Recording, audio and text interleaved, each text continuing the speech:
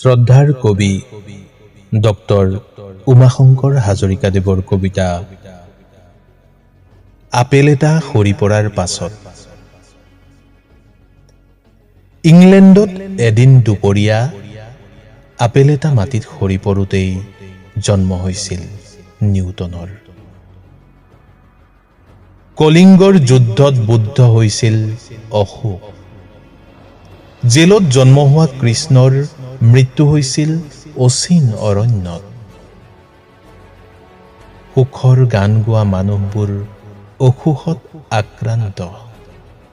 চৰকাৰী হস্পিটেলৰ পুৰণি বেঞ্চত আজিও বহি আছে সেই দুখীয়া মানুহজন।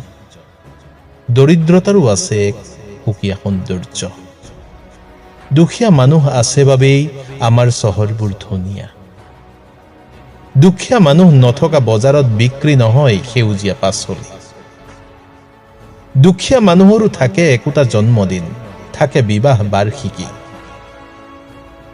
দুখীয়া মানুহক বংশ পৰিয়ালত বুজা বুলি ভাবে, কিন্তু দুখৰ ৰাতি দুখীয়া আপোনেহে টোপনি ক্ষতি কৰিব পাৰে। দুখীয়াৰ ঘৰলৈ ছোৱালী দিব নিবিচাৰে শ্ৰম কৰা দুখীয়া মানুহক চোফাত বহিব নিদিয়ে।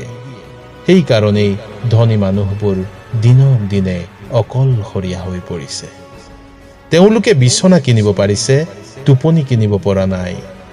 অলংকাৰ কিনিব পাৰিছে, অহংকাৰ বেচিব পৰা নাই। অলংকাৰ কিনিব পাৰিছে, অহংকাৰ বেচিব পৰা নাই।